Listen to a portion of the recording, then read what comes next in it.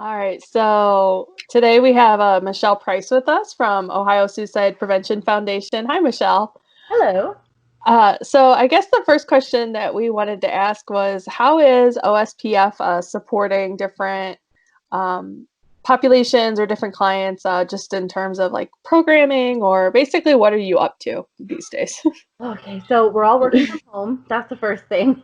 So a lot of our work is being done from our homes, but the good news is a lot of it can be done from our homes.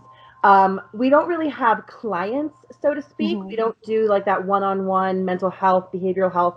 We're not a call center, but we are working a lot with local coalitions across the state. We have a biweekly partnership of coalitions that meets virtually to share what's going on in your community, what do you need help with, and what can OSPF do, what can the state do to help you out, and we report that information to state partners. We're also doing a lot of different trainings online. A very popular training called Qpr has just gotten permission to be done online for only up to 35 people, but still, you can do it online. And we've been training the Farm Bureau, the Ohio Department of Mental Health and Addiction Services just opened up a care line, and we trained the staff before that care line opened. We are going to be doing some training with Marion County Correctional Facilities because they're the hotspot right now, and there's a lot going on. So we want to train them in QPR and how to notice the signs of suicide and take care of each other. We're also working very heavily with Boys and Girls Club and training their staff to work with the boys and girls that they are working with. Um, and there's a lot, so I'm sorry, but we're also doing like cognito training for teachers so they can learn the signs to look for in their students, because this is just such a hard time for everyone. But I mean, with students especially, I mean, their entire school year was ripped away from them. They're still learning from home, but that's so stressful. They're not able to see their friends. They're not in the same situation. And I think that sometimes adults can easily forget that that's still very stressful. So we're trying to help teachers and parents learn that too. Um, so there's lots of different ways that we're reaching out to the people that we normally reach out to and serve. But that's just a handful of them. Great. You mentioned QPR training. Do you want to explain to folks what that is and what that entails? Yeah, so QPR is what we call a gatekeeper training. And gatekeepers are just people that come in contact with someone who might be suicidal, which anyone can be a gatekeeper, because we all might know somebody who's struggling or who has struggled or who might struggle in the future. So we train people on what to look for as far as signs are concerned, and more importantly, how to talk to the person who is suicidal. So QPR stands for question, persuade, refer. And in the very most like 5-second version of QPR I can give, it means ask directly about suicide. Are you thinking about suicide? Don't run around the bush there. Ask directly. Show them that you care. When it comes to persuade, it's about just listening without judgment and talking to them, and then getting them in touch with the R, which is the referral and the resources in the community.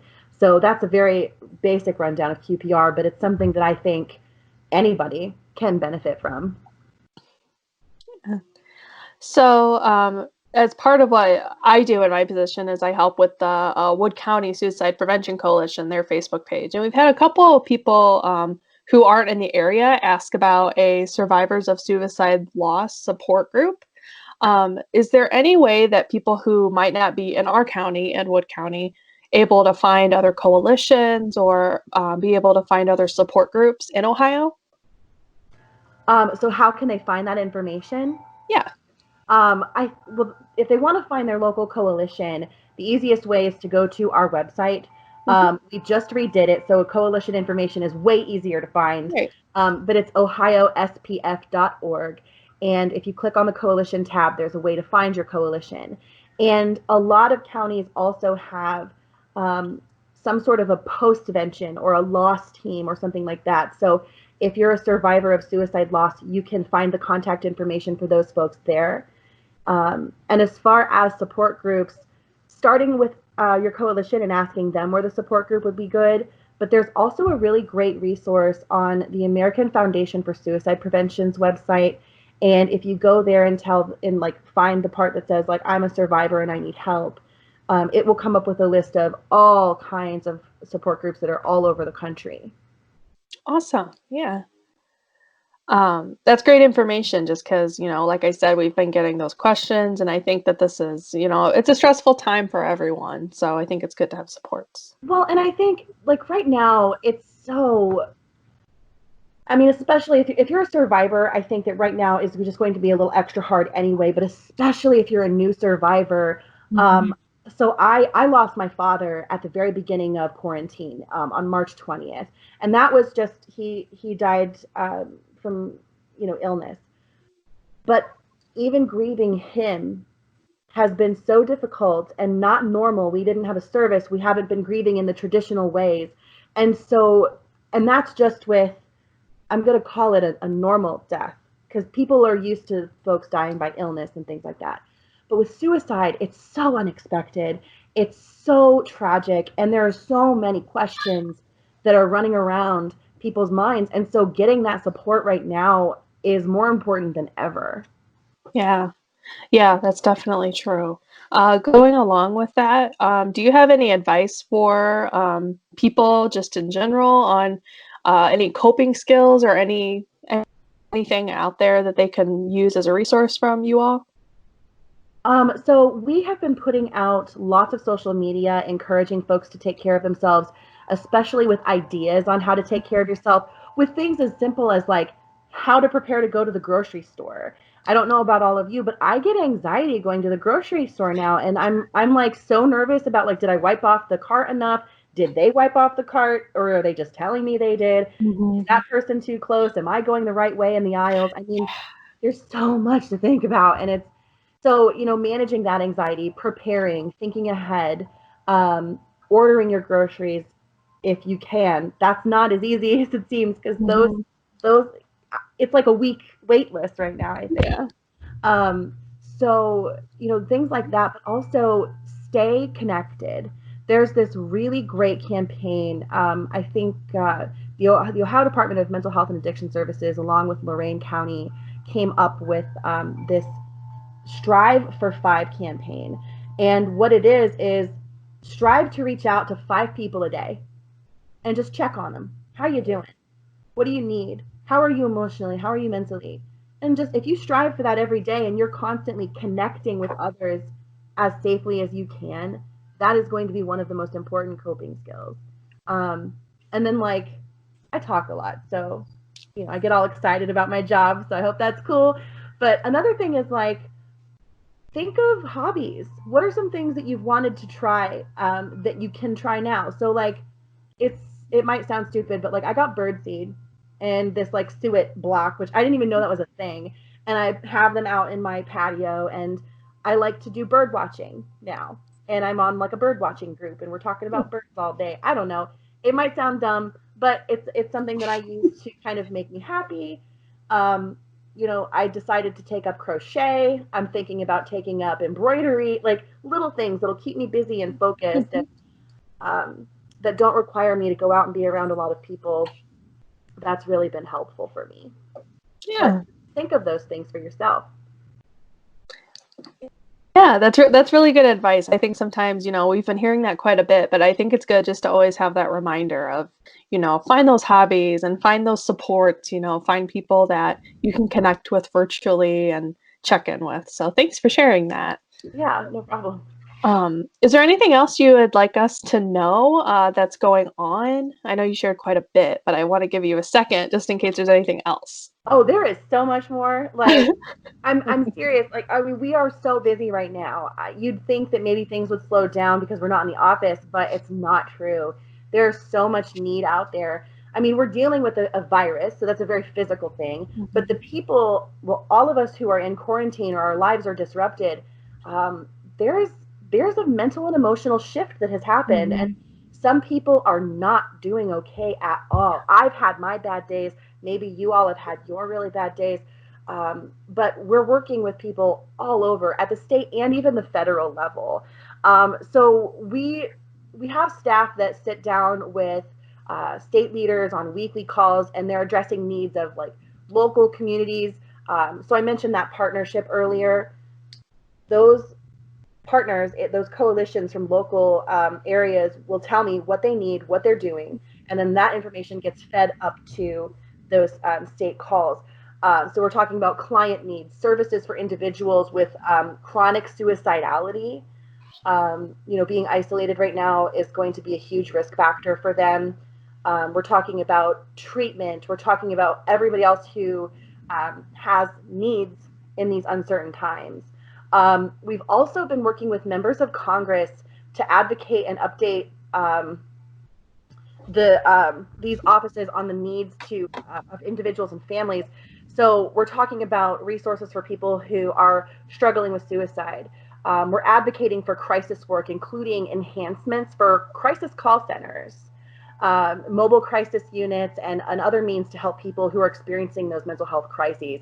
And we're anticipating an upswing in behavioral health needs, especially after, I don't even know anymore sometimes if there's an after COVID, but just this new world that we're living in. There's concerns about the economy, which we do tend to see rises in suicide when the economy goes down. There's uncertainty everywhere, and a lot of people need that kind of structure in their lives, or at least something that's holding their lives up. And if they don't have that, then it might be harder to cope. So we're trying to help with those mental health crisis units and things. And then also, we would like to kind of mention that NAMI of Wood County is doing such a good job with what they're doing up in your area. So we have a board member, Jessica Schmitt, who works there, and it's really exciting to see what NAMI is doing. So yeah, I mean, that's kind of the tip of the iceberg, but that's a lot of what we've been working on. Yeah. Yeah, so I'll stop talking your ear off, but that's what we've got. No, it's not a little list. We can echo the sentiments that we feel like we somehow got busier. Working from home, not only are you trying to overcome the challenges of working from home, figuring out how to make sure you still have access to everything you need from home, but then you have everything at home looking at you like small children or your laundry pile that you don't have in your office. And you're going, but I know I need to get that laundry done. Or your pets are barking or jumping around when you're doing interviews or calls or in meetings. And they really don't care what kind of meeting you're in. And so it's just all sorts of just different challenges revolved around just working from home, and then to be an entity that provides support to people that really need the extra support is just a lot of added stress that we were not prepared for, and it was just kind of thrown at us at the last minute. Well, I think that, first of all, it's important for all of us to take care of ourselves, but especially those in industries where we're helping to take care of others. A lot of times it's hard for us to follow our own advice. We hear it all the time because we tell people all the time, like, go cope. What are you going to do for yourself tonight? Make sure you take that bath. Make sure you read that book that you promised me. Go for that walk. Meanwhile, I'm at home and I'm like, oh my God, I have so much to do. And I totally forget to cope. I have to make a concentrated effort to say, I'm turning off my computer, because when you're working from home, it almost feels like work never ends.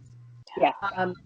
And that's only me. That's not because work is demanding my attention. It's just because I feel like there's no reason I can't pick up my laptop and do stuff, because here I am. But I have to say, nope, turn that off. My day is over at 5, and I need to make myself some dinner. I need to clean up my house, open my windows, go for a walk, play with my son, whatever. Like, it has to be a concentrated choice. to cope right now. It's easy to forget ourselves, but it's so important that we don't. Yeah, that's definitely true.